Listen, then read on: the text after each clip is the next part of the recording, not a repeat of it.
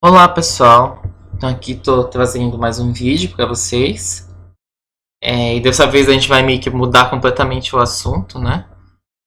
É, Como eu disse, né, anteriormente, a parte de logaritmos a gente trabalhou bem o básico mesmo, a introdução, e porque eu queria trabalhar um pouco de trigonometria com vocês também, que vocês vão ter no início do ano que vem também, um estudo um pouco mais aprofundado de trigonometria. Então, por isso que eu fiz essa escolha de a gente iniciar para pelo menos ter um pouco de trigonometria nesse ano para vocês, certo? Então, inicialmente, eu queria contar para vocês de onde vem essa palavra, mais ou menos o que significa essa palavra de trigonometria, tá? Essa palavra trigonometria quer dizer basicamente, gente, medida de triângulo, tá? Metria significa medida, tá? Então, aí, quando a gente pensa em metria, significa medida. E trígono, que a gente coloca aqui, é triângulo, tá? Isso quer dizer triângulo. Tá certo? Em relação à origem, quando a gente pensa na origem do estudo da trigonometria, basicamente tem indícios que iniciou com problemas relacionados à astronomia, tá? Lá por 1650 a.C. Basicamente, nesse período aí que tem indícios aí do, vamos dizer assim, entre aspas, o surgimento da trigonometria, tá? Mas a história não para por aí, tá? E tem muito mais coisas. Vou deixar até um textinho explicando um pouco mais para vocês, tá? Essa questão da história, para quem tem curiosidade de saber, porque quando a gente pensa em estudo da matemática, ela sempre, a maior parte das vezes, ela está ligada a problemas, tá? Problemas que ocorriam na época, tá? Então, desenvolviam ferramentas pensadas nesses problemas, tá? Então, basicamente, a gente pensa nisso. Como a gente vai estudar, gente, especificamente trigonometria no triângulo retângulo, tá? Então, inicialmente, tá? Então, a gente vai, pelo menos, entender alguns conceitos básicos, né, aqui, de triângulo, né, primeiro, né? Triângulo, gente, basicamente, é quando você tem uma figura geométrica aí de três lados, uma união de três segmentos, tá? Então, basicamente, isso seria um triângulo, tá? Quando a gente tem três segmentos aí de reta unidos, a gente forma aí um triângulo, né? Então, quando a gente vai pensar em triângulo retângulo, né? Então, vou até colocar aqui para vocês. Antes da gente pensar em trigonometria, vamos entender o que é um triângulo retângulo, né? Relembrar, eu acredito que vocês já tenham visto, né? Então, vou colocar aqui. Então, triângulo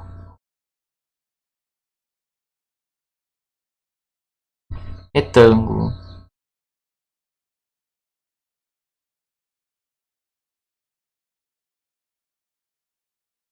Então, o que significa, o que é um triângulo retângulo? Então, basicamente, pessoal, um triângulo retângulo é um triângulo. Então, vou colocar aqui, fazer assim, aqui. Vamos desenhar. É um triângulo, tá?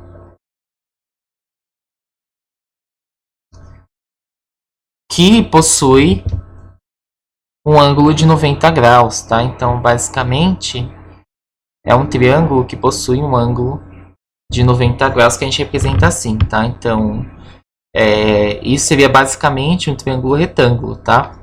A gente dá nomes também específicos aqui para esses nomes aqui.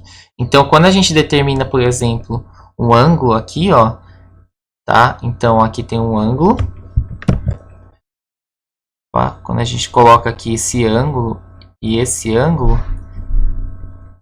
tá? A gente vai dar nomes específicos relacionados a esse ângulo. Então, inicialmente, a gente tem que saber o seguinte. Esse nome aqui, gente, que é esse lado que é o maior lado do triângulo retângulo e que é oposto ao ângulo reto. Então, esse aqui é um ângulo, quando eu represento assim, gente, é o ângulo de 90, tá? Então vou até colocar aqui, ó, ângulo é um ângulo de 90 graus, tá? Então a gente coloca aqui isso e significa que é um ângulo de 90 graus, tá? Então, os outros ângulos, pessoal, você tem que lembrar o seguinte, que num triângulo, na geometria, quando a gente pensa num triângulo, a soma dos seus ângulos internos é sempre 180, tá? Então, esses outros ângulos aqui vão ser menores que 90, tá? Esses ângulos que tem do triângulo. Pelo fato desse aqui ser de 90.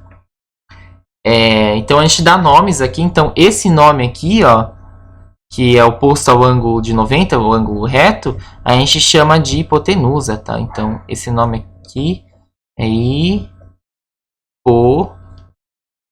hipotenusa, tá? Esses outros lados que não são hipotenusa, né? A gente chama eles de catetos, tá? Então, esse aqui é um cateto. Isso quando a gente está pensando em triângulo retângulo, tá, pessoal? Esses nomes, tá? Quando a gente pensa em triângulo retângulo. Isso aqui é um cateto também, tá? Então, a gente chama de cateto. Daí, quando a gente tentar classificar esses catetos em relação aos ângulos, né? Então, tipo, a gente vai colocar assim, ó. Então, eu vou colocar aqui no cantinho para vocês. Quando a gente vai pensar em relação aos ângulos, né? Classificar, isso aqui são nomes, tá? Que a gente dá. Quando a gente vai pensar em relação aos ângulos, a gente coloca assim, ó. Em relação ao ângulo alfa, tal. Então, esse cateto aqui, ó, vamos pensar aqui, em relação ao ângulo alfa, esse cateto desse lado que é oposto a ele, quando eu digo oposto é que está de frente, tá, pessoal? De frente, ó. A gente chama esse cateto aqui de cateto oposto, tá? Então, em relação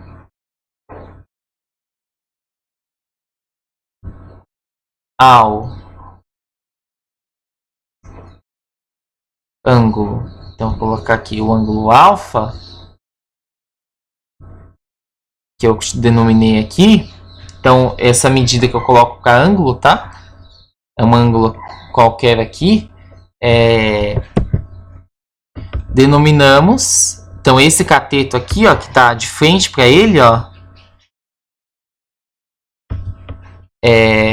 o cateto. Opa.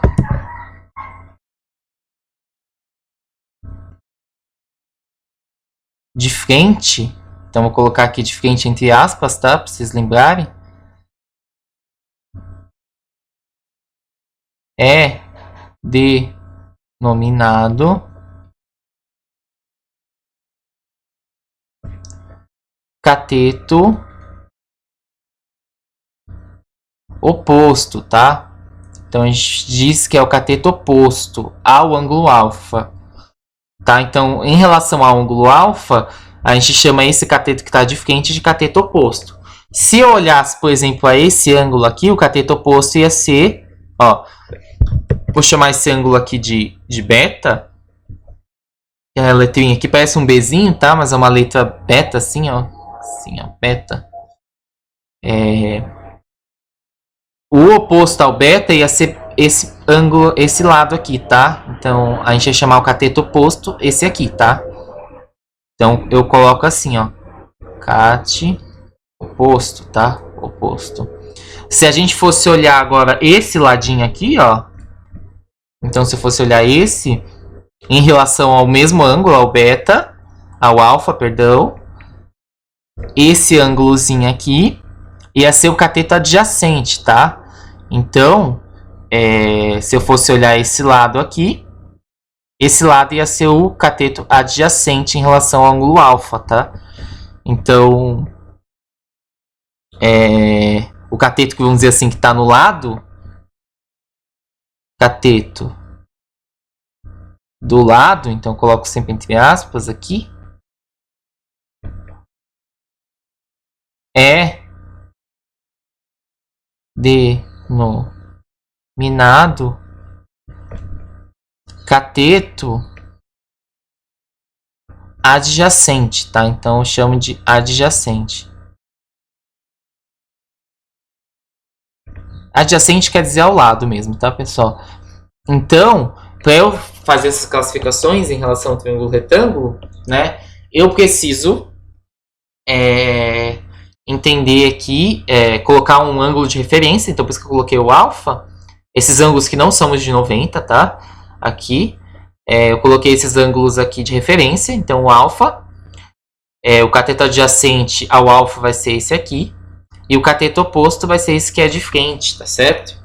Então, basicamente, só são nomenclaturas que eu coloco, tá? Eu acredito que vocês já tenham visto, né? Aí, por aí, né? Essa relação, né? Em relação também a um triângulo retângulo, pessoal, a gente tem um resultado muito importante, né? Então, eu vou até colocar aqui o chamado, pessoal, teorema de Pitágoras, né? Quando a gente vai pensar em triângulo retângulo, a gente também tem que pensar no teorema de Pitágoras, né? Vocês já viram lá. Isso aqui são noções iniciais, tá?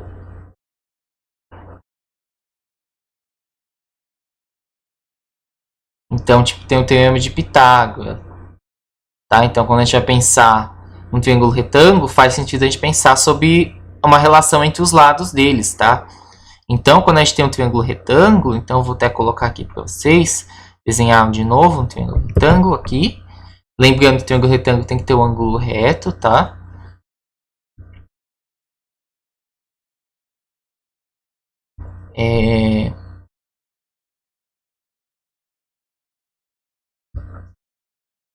Então, aqui a gente tem um triângulo retângulo com ângulo reto, né?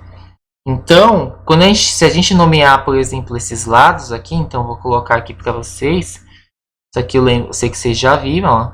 Os catetos A e B, e a hipotenusa eu chamo de C. A gente sabe o seguinte, pelo teorema de Pitágoras, tá? Que o teorema de Pitágoras ele vai dizer que a hipotenusa ao quadrado, então C ao quadrado, vai ser igual à soma dos quadrados dos catetos, tá? Então, isso aqui famoso teorema de Pitágoras, tá? Daí, por exemplo, seria basicamente isso aqui, ó. Se eu tivesse... vamos colocar aqui um exemplo de como seria. Um exemplo de utilização desse teorema, que vocês já devem ter visto. Aí, um bem basiquinho, né? Então, se eu colocasse assim... Deixa eu desenhar aqui. Paciência comigo nesses desenhos, viu, pessoal? Daí, se eu colocasse aqui, ó... né? Então, eu, por exemplo, tivesse um estado clássico aqui. 3... Então, eu vou colocar o triângulo 3 e 4. Se eu quisesse, por exemplo, descobrir esse outro lado, como é que seria? Eu, a partir do teorema de Pitágoras, ó, o que ele ia dizer, né? Ele diz pra gente o seguinte, né? Ele diz que a hipotenusa ao quadrado, então, identifica a hipotenusa é sempre oposta ao ângulo reto, né?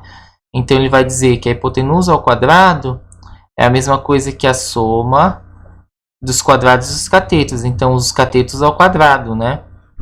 Então, eu vou ter que x ao quadrado aqui, 3 ao quadrado é 9, 3 vezes 3, mais 4 ao quadrado é 16, certo?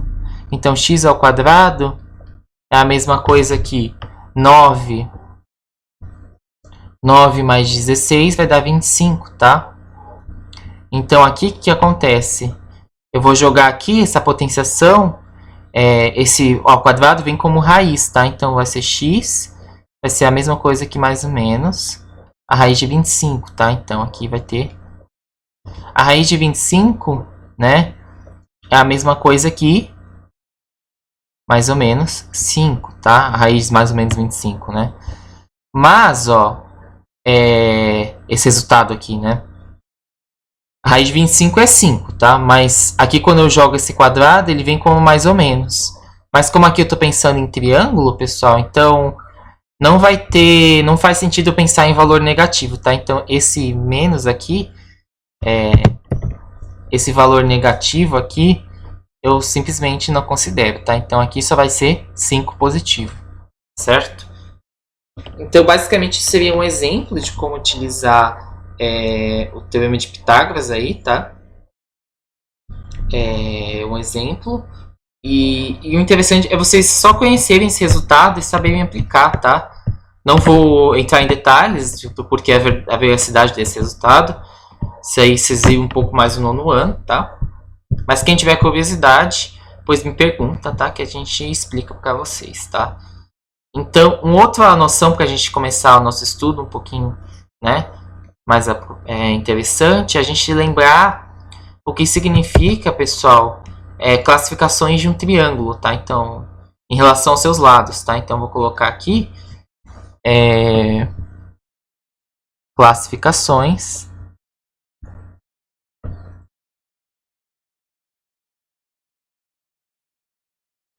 em relação aos lados.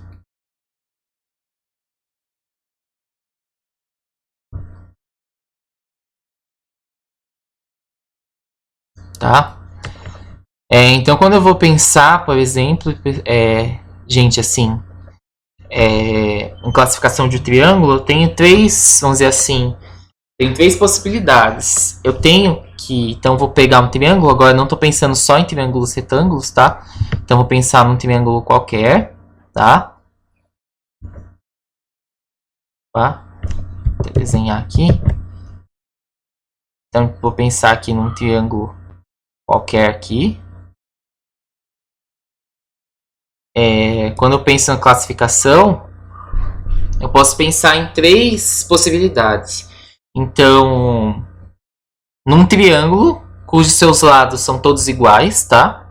Então, um triângulo cujos lados deles são todos os mesmos, a gente chama, na geometria, a gente chama quando os lados têm a mesma medida, a gente vai chamar esses lados de congruentes, tá? Então, quando todos os seus lados são congruentes, a gente vai denominar esse triângulo de equilátero, tá?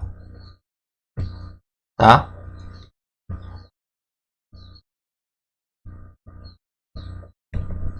Então, coloco aqui todos os lados iguais. Iguais, mas na geometria a gente chama de congruentes, tá?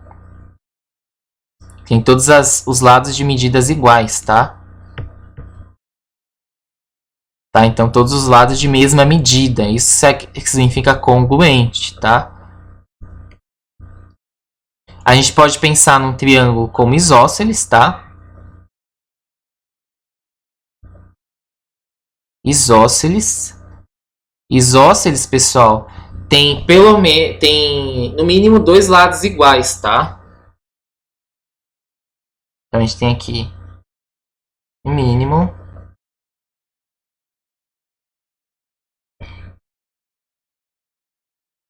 dois lados congruentes, tá? Então, nessa nomenclatura, a gente pode dizer que todo triângulo equilátero, pessoal, também é isósceles, tá? Porque se equilátero ele tem todos os seus lados congruentes, então ele tem dois lados congruentes, né? Então, quando a gente pensa em isósceles, é que ele tem pelo menos dois lados congruentes, tá? Quando ele tem pelo menos dois lados congruentes, a gente vai chamar ele de isósceles, tá? Mas, se ele for equilátero, ele tem todos os seus lados congruentes, mas todo o triângulo equilátero também é isósceles, tá? Porque o equilátero tem dois lados congruentes também, tá? E a gente chama de escaleno, tá? Quando nenhum lado é congruente, tá?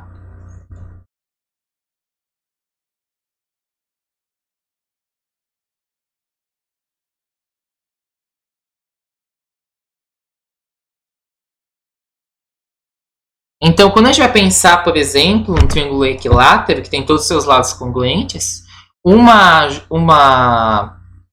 consequência disso, pessoal, é o seguinte, que se um triângulo tem todos os seus lados congruentes, uma consequência é que ele vai ter todos os seus ângulos congruentes também, tá? Então, ele vai ter todos os seus ângulos de mesma medida também. Então, e interessante de um triângulo equilátero, falando especificamente deles, né? O interessante dele é que a gente sabe a medida desses ângulos, tá?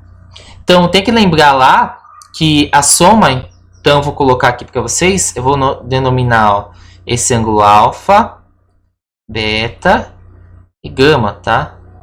Assim. Então essas letrinhas aqui gregas, tá? Ângulos representam com letra minúscula, tá? Vocês lembrarem lá do 9º ano, tá? Então, quando eu penso aqui em um triângulo equilátero, o que acontece num triângulo equilátero? Eu sei que num triângulo qualquer, a soma em qualquer triângulo, aqui a soma dos ângulos internos é sempre 180, tá? Então, tipo, para qualquer triângulo, a soma dos seus ângulos internos, pessoal, é 180, tá? A soma dos ângulos internos é 180. Se eu tenho que um triângulo é equilátero, então todos os seus ângulos são iguais, tá? Então, o que vai acontecer? Vai acontecer que alfa, aqui se eu colocar alfa vai ser igual a beta, que é igual a gama, né? E se eu somar todos eles, pessoal, então vamos supor aqui no lugar de todos esses, eu chamo tudo de alfa, tá? Então eu vou ter alfa mais alfa mais alfa, se eu tenho um triângulo equilátero. Isso aqui vai ser igual a 180, né? Alfa mais alfa mais alfa, vamos pensar como se fosse x. É a mesma coisa que 3 alfa, tá? Se fosse pensar em 3x. Isso aqui é 180. Se eu for dividir, pessoal, 180 dividido por 3, eu vou ter que alfa é 60, tá? Então, alfa vai ser 60. Então, se eu tenho um triângulo equilátero, então todos os seus ângulos vão ser 60, tá? Se eu tenho um triângulo isósceles, ele tem o quê? Uma consequência? 2 ângulos congruentes, tá certo? Então, marca essas relações, tá? Que a gente vai precisar delas para a gente pensar no estudo de trigonometria, tá? Então, essa é a primeira parte, tá? Então, a gente vai pensar nesse estudo, nesses pré-requisitos para a gente pensar em trigonometria. Então, tem que lembrar do Teorema de Pitágoras, lembrar o que é um triângulo retângulo e lembrar dessas relações aqui, tá? De um triângulo equilátero, um triângulo isósceles e um triângulo escaleno, tá? Então, lembrar essas relações aqui dos triângulos, tá certo? Então, é isso que eu queria passar para vocês nessa primeira parte e até a próxima.